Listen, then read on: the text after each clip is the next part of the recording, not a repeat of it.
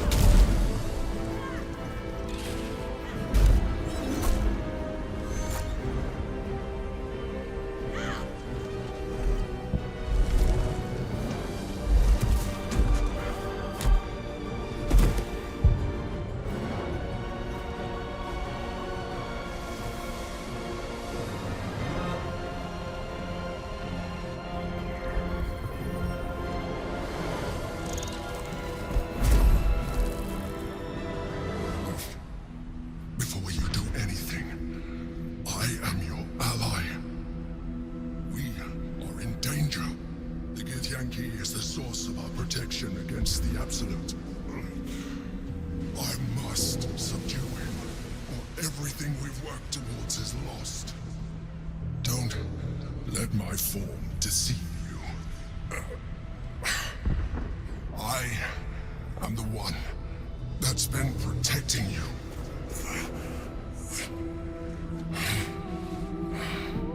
I am the one that came to you in your dreams. Help me.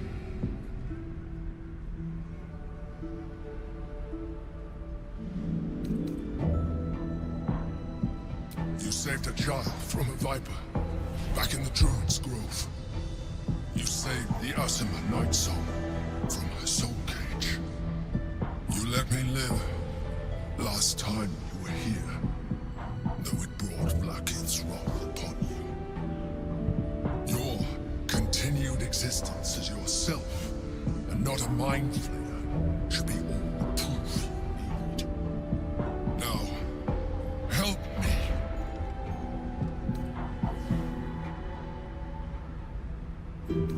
The Guard. Destroy the Guard. They prevent me from subduing their master. Do it now!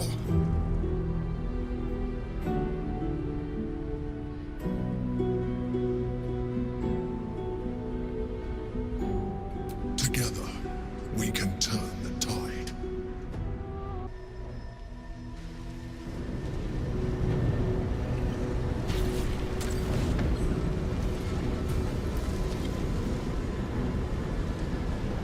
Thank you. That was too close. Don't look at me like that. I am a mind flayer, yes.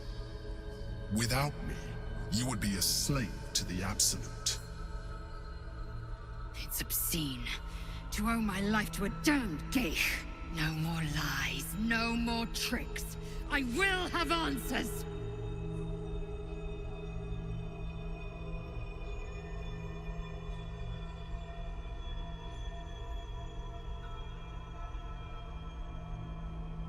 You may call me the Emperor. An adventurer. I came from Baldur's Gate, though I was never one to be constrained by circumstance. I longed for more. That longing brought me to Moonrise Towers on a search for treasure. To a colony of mind slayers who caught me, changed me into what I am now.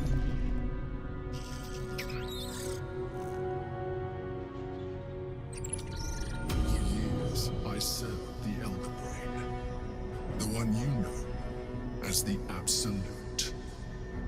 I was a thrall like any other, but I was fortunate. I broke free and started a new life in my old city. I sustained myself on criminals. Unglamorous, but there are plenty of them.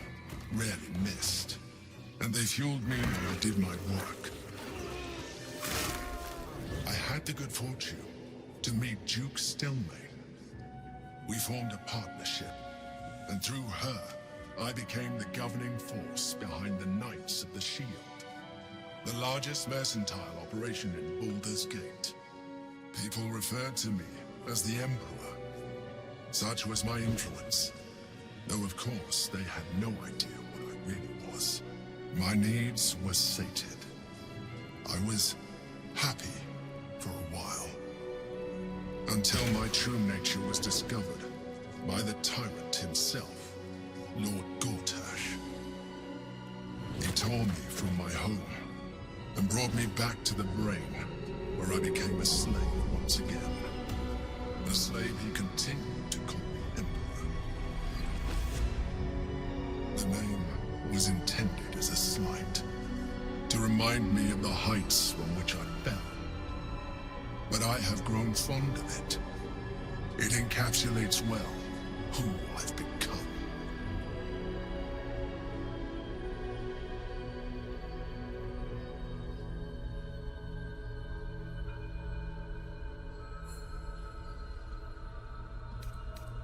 Gortash sent me on a mission to retrieve the astral prism. I was one of many, but the first to find it. How Gortash or the other chosen learned of its existence, I do not know. The moment I found it, I felt a change, my free will returning. I followed the feeling inside, and found the Githyanki. I realized what the prism was for: containment. While my body was within the prism's bounds, my mind was free. I could resist the Elder Brain, the Chosen. Better yet, I could plan to overthrow them.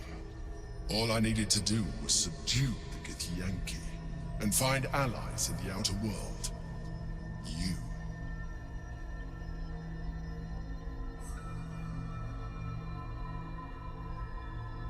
We fought to tame Prince Orpheus, the son of Gith herself. Orpheus? Impossible. He was slain by Justil Kithrak himself.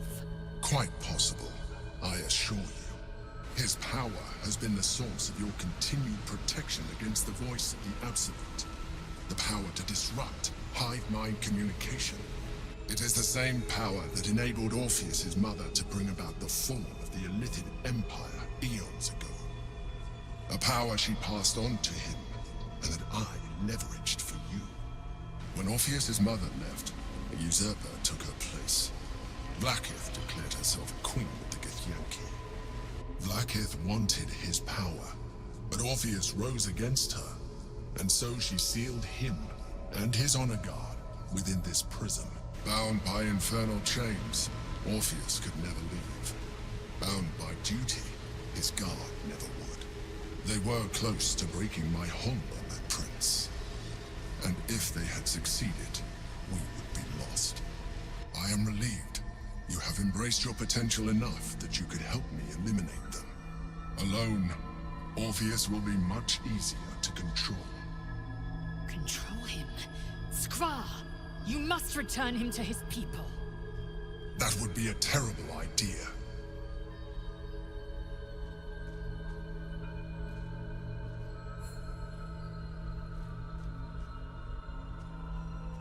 Most certainly Orpheus.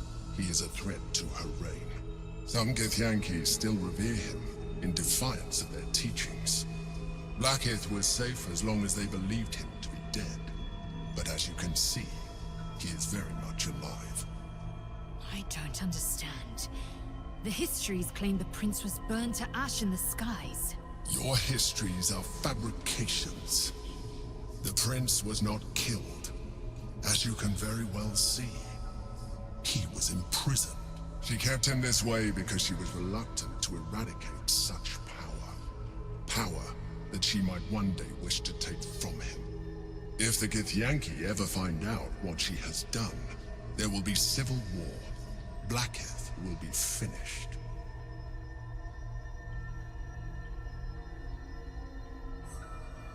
The moment he is free, he will attack you. Your only defense would be to kill him, and in so doing, you would doom us both. Even though he is subdued, you feel Orpheus's revulsion, a pulsing hatred that cannot be contained. The Emperor is telling the truth. To him, you are just another wretched illithid. You carry a tadpole. As far as Orpheus is concerned, you are already a illithid, a sworn enemy, just like me.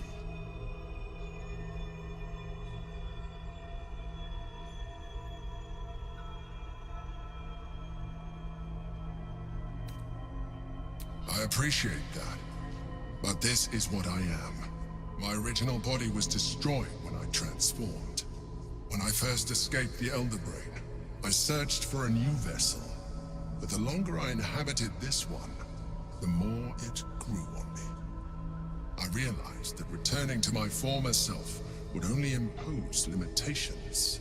Any advantage I could gain by restoring my original appearance, I already had to hand in the form of magic, and that humanoid shape you've come to know. As an illithid, I have far surpassed who I ever was before. You, too, should embrace this change.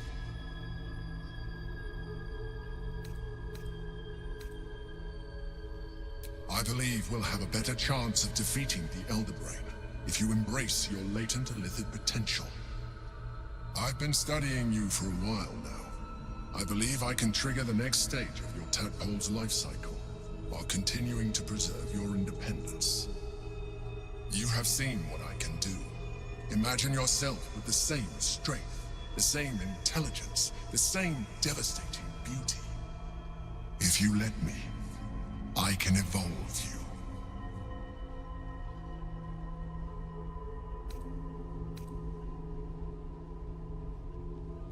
Even as you say the words, you feel a lurch of disappointment. Your mind bristles with illithid potential. How could you be so cruel as to deny yourself what you want most in the world? I felt that. It's your nature. You cannot fight it, so embrace it.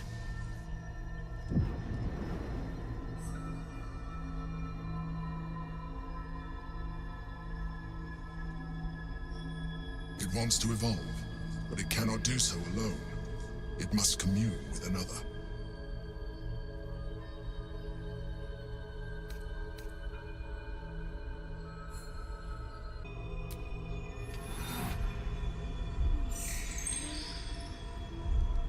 A coldness seeps through your veins as the tadpole awakens, its yearning almost unbearable. Your mind is a veritable feast. The tadpole's essence courses through you. Where it touches, your flesh, glands, organs contract and flood with pure thought. You feel different. Your body has never felt more connected. Your mind present in every flex of a joint or muscle. You are exquisite. When your allies see what you can do, I hope you encourage them to try it for themselves. But we mustn't lose focus. We need to resume our journey. You heard the Chosen. The Brain has gone to the city, and the army marches to follow. We must not let them reach it. We must find the Brain, and bring it under our control.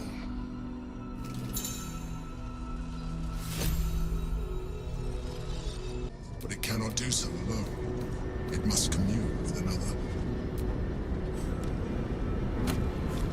You absolute horror! Do you know how hard it was to find that? To cultivate it to be safe for communion? Waste! Utter waste! But we mustn't lose focus. We need to resume our journey. But it cannot do so alone. It must commune with another.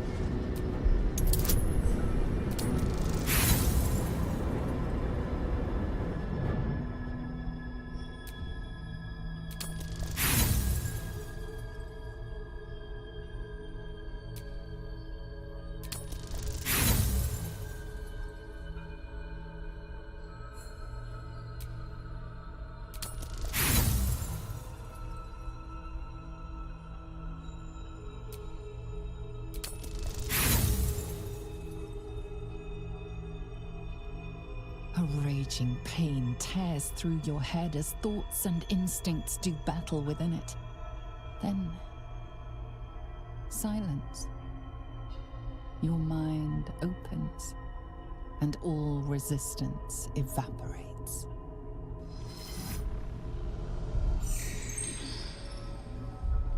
A coldness seeps through your veins as the tadpole awakens. But it cannot do so alone. It must commune with another. A tadpole, nurtured by the psionic energy of the astral plane. Cocooned here for millennia, it has become extraordinary.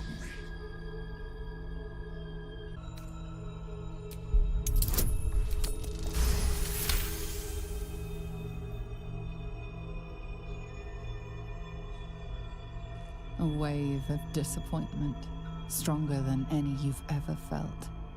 And then, stillness. You have resisted your illithid instincts. For now. You are not ready yet. Keep hold of it then, until you are.